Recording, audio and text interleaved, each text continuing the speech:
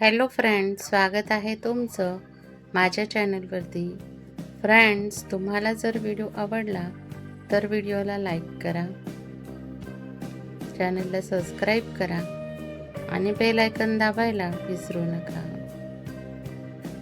चला तर आजच्या नवीन व्हिडिओला सुरुवात करूया.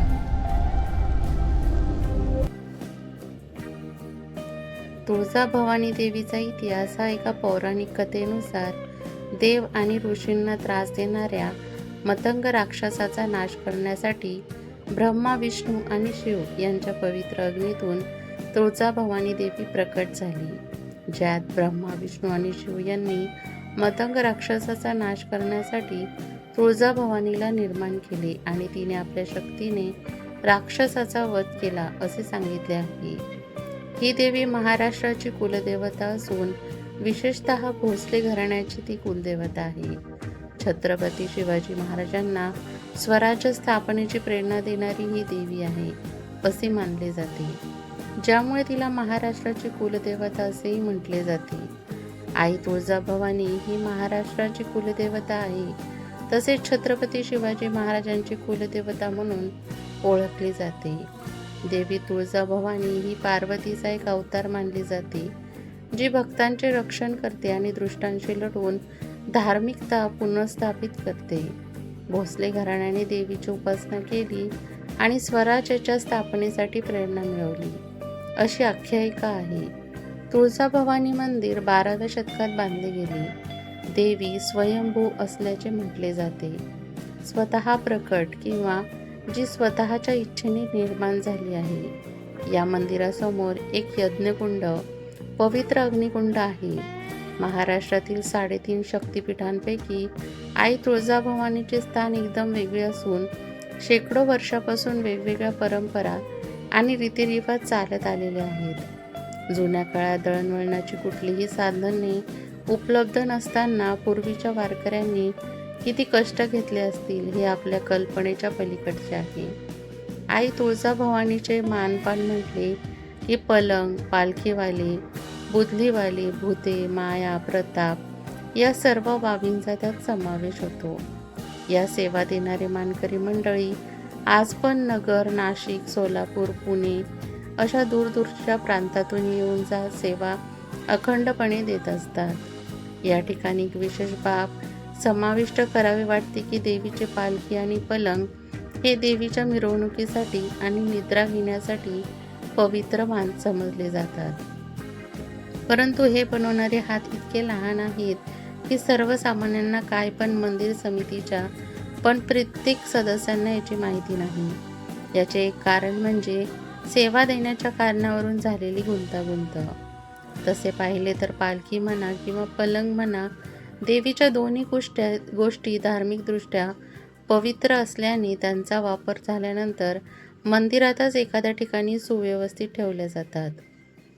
जमदग्न माता आई तुळजाभवानीच्या बाबतीत मात्र पलंग आणि पालखी या दोन्ही गोष्टी पुन्हा वापरत नाही. देवीचा उत्सव झाला की त्याच होमात सन्मानपूर्वक तोडून मोडून टाकल्या जातात. आई तुळजाभवानीच्या सर्व प्रथा आणि परंपरा इतर देवस्थानापेक्षा अतिशय भिन्न आहेत. आई तुळजाभवानीची मूर्ती प्रत्यक्ष पालखीत बसून मंदिराभोवती प्रदक्षिणा मारतात. 1 वर्षात 3 वेळेला देवीला त्याच्या मूळ सिंहासनावरून उठवून पलंगावरती निद्रारिस्त करण्यात येते. अशी एक आख्यायिका आहे की आई तुळजाभवानी ही तेली कन्या असल्याने तुळजापुरात कुठल्याही तेलघाणा चालत नाही. मात्र पालखी आणि पलंग हे पुरवण्याचा मान अहमदनगर जिल्हा आणि पुणे जिल्ह्यातील तेली कुटुंबाला आहे. आपण तुळजाभवानी मंदिराच्या गाभाऱ्यात गेल्यानंतर उजव्या हाताला ओवरीत देवीचा पलंग दिसतो. भाद्रपद वद्य अष्टमी ते अमावस्या, अश्विन शुद्ध एकादशी ते पौर्णिमा आणि पौष शुद्ध प्रतिपदा ते अष्टमी या कालावधीत आई तुळजाभवानीची मूळ मूर्ती या पलंगावर निद्रिस्त केली जाते. यालाच देवीची घोर निद्रा, श्रमनिद्रा किंवा भोगनिद्रा असेही म्हटले जाते. विजयादशमी म्हणजे दसऱ्यानंतर येणाऱ्या पौर्णिमेच्या दिवशी सन्मानपूर्वक मोडतोड करून जुना पलंग होमात टाकला जातो आणि नवीन पलंगाची स्थापना करण्यात येते. तुळजापुरातील एक घराणे पिढ्यानपिढ्या ही सेवा देत असल्याने त्यांना पलंगे आडनावाने ओळखतात. पालखी आणि पलंग पुरविण्याचा मान हा नगर आणि पुणे जिल्ह्यातील तेली कुटुंबाचा असला तरी या वस्तू तुळजापूरपर्यंत पोहोचवण्याचा एक अनोखा प्रवास आहे. पलंग बनविण्याचे काम पुणे जिल्ह्यातील घोडेगाव येथील ठाकूर कुटुंबाचे आहे. श्रद्धापूर्वक पलंग बनविल्यानंतर ठाकर कुटुंबाचे काम संपते. असे असले तरी एकदा हाच पलंग तुळजापुरात पोहोचला की हेच कुटुंब त्या पलंगाला हात पण लावू शकत नाही. पलंग बनवल्यानंतर ते घोडेगाव येथील तेली समाजातील भगत कुटुंबाकडून इतर भक्तासह वाजत गाजत जुन्नर, नारायणगाव, आळेफाटा, पारनेर मार्गे अश्विन शुद्ध प्रतिपदेला घटस्थापनेच्या दिवशी अहमदनगर येथील तुळजाभवानीच्या मंदिरात दाखल होतो. तिसऱ्या दिवशी हाच पलंग नगरजवळील भिंगार येथील मंदिराकडे प्रस्थापित करण्यात येतो. याच वेळेस राहुरी येथे तयार केलेली देवीची पालखी पण भिंगारमध्ये दाखल होते. अतिशय भक्तिमय आणि भावपूर्ण वातावरणात पालखी आणि पलंग भेट या नयनरम्य सोहळा संपन्न होतो. येथून पुढे पालखी आणि पलंग तुळजापूरला घेऊन जाण्यासाठी नगर जिल्ह्यातील कुंटेफळ, चिंचोडी पाटील, सय्यद पीर आणि कुंडी या 4 गावचे लोक मानकरी म्हणून सोबत असतात. असा हा सुरू झालेला प्रवास नगर, भिंगार, जामखेड, आष्टी, भूम, चिलवडी, आपसिंगा मार्गे अश्विन शुद्ध नवमीला तुळजापुरात दाखल होतो. दसऱ्याच्या दिवशी आई तुळजाभवानीच्या मूळ मूर्तीला सीमोल्लंघन खेळण्याकरिता पालखीत बसून मंदिराभोवती प्रदक्षिणा घातल्या जातात. ही पालखी आणण्याचा मान नगरजवळील भिंगार येथील भगत या तेली कुटुंबाचा आहे. ही पालखी बनवण्याची पण एक कथा सांगितली जाते. अगोदर ही पालखी नगरजवळील हिंगणगाव येथे बनवली जात होती. अहिल्याबाई होळकर यांच्या कारकिर्दीत राहुरी येथील घोगरे हे अहिल्याबाईंचे विश्वासू सरदार होते. राहुरी हे जहागीर असल्याने हा मान घोगरे कुटुंबियांना आपल्याकडे ठेवून घेतला. या पालखीसाठी लाकूड पुरवण्याचे काम आणि सन्मान भाद्रपद शुद्ध प्रतिपदेला म्हेत्रे आणि माळी कुटुंबाकडे आहे. पालखीला उभे खांब म्हणजे शिपाई पुरवण्याचा मान कदम कुटुंबाकडे आहे. पालखीचा खालचा भाग बोरीच्या लाकडाचा असून बाकी सर्व लाकूड सागवानी असते. पालखीचा मुख्य आडवा दांडा हा जुन्या सागवानी लाकडाचा असतो. अशा प्रकारे लाकडांची पूर्तता झाल्यानंतर पालखी बनवण्याचा मान राहुरी येथील कै उमाकांत सुतार यांच्या घराण्याला आहे. पालखीचे लाकूड कताईचा मान धनगर समाजातील भांड या कुटुंबाकडे आहे. पालखीच्या खिळापट्टीचे काम लोहाराचे रणसिंग नामक कुटुंब करते. अशा रीतीने वेगवेगळे मानपान देऊन पालखी तयार होते.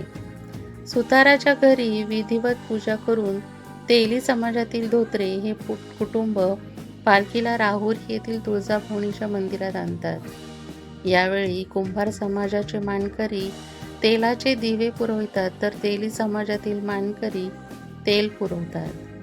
राहुरी येथील तुळजाभवानी मंदिर हे श्री धोंडी घोगरे यांनी दान झालेल्या जागेवर बांधण्यात आले आहे. येथील देवीची पूजा पण घोगरे तेली कुटुंबच करते. भाद्रपद पौर्णिमेला या पालखीचा प्रवास नगरजवळील भिंगार गावाकडे सुरू होतो.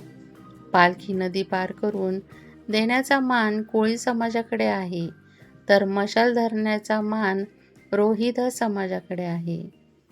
सुपा, पारनेर, हिंगणगाव, नगर मार्गे 40 गावातून पालखी अश्विन शुद्ध तृतीयेला भिंगार येथे दाखल होते.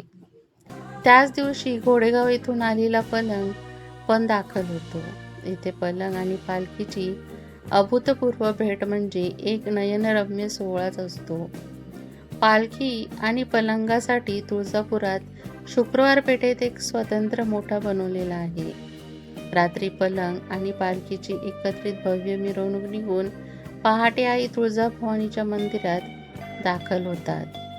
देवीचे सीमोल्लंघन हे दसऱ्याच्या दिवशी सूर्योदयाबरोबर होत असल्याने मंदिरात अफाट भक्तांचा सागर उसळतो.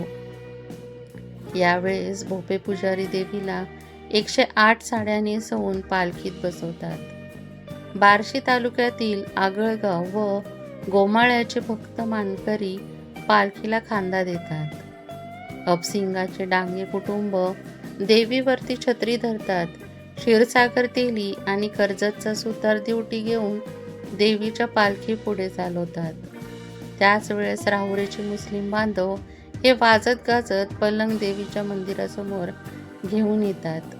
देवीची प्रदक्षिणा पूर्ण झाल्यानंतर देवीला पलंगावर निद्रिस्त करण्यात येते. तेव्हा हा पलंग देवीच्या मुख्य गाभाऱ्यात ठेवण्यात येतो. पालखीची मिरवणूक झाली की विविध दांडे काढून पालखीचे मोडेतोड करून होमात टाकण्यात येते. देवी अश्विन शुद्ध पौर्णिमेनंतर म्हणजे 4 दिवस पलंगावर निद्रित असते. पौर्णिमेच्या दिवशी पुन्हा विधिवत पूजा करून देवीला तिच्या मूळ सिंहासनावर प्राणप्रतिष्ठा करून आरूढ केले जाते. नंतर जुना पलंग पण विधीमध्ये मोडतोड करून होमात टाकला जातो. अशा प्रकारे पुणे आणि नगर येथून सन्मानपूर्वक सुरू झालेल्या पालखीचा आणि पलंगाचा प्रवास मंदिरात समाप्त होतो. फक्त देवीची सेवा म्हणून आज पण नगर आणि भिंगार येथील तेली अखंडित निशुल्क आई तुळजाभवानीची सेवा करत आहेत. जय तुळजाभवानी माता. फ्रेंड्स, तुम्हाला हा व्हिडिओ कसा वाटला हे कमेंटमध्ये नक्की सांगा. व तसंच तुम्हाला जर व्हिडिओ आवडला असेल तर व्हिडिओला लाईक करा, चॅनलला सबस्क्राईब करा आणि बेल आयकॉन दाबायला विसरू नका, जेणेकरून सर्वात आधी नोटिफिकेशन तुमच्यापर्यंत पोहोचेल. व्हिडिओ बघितल्याबद्दल धन्यवाद.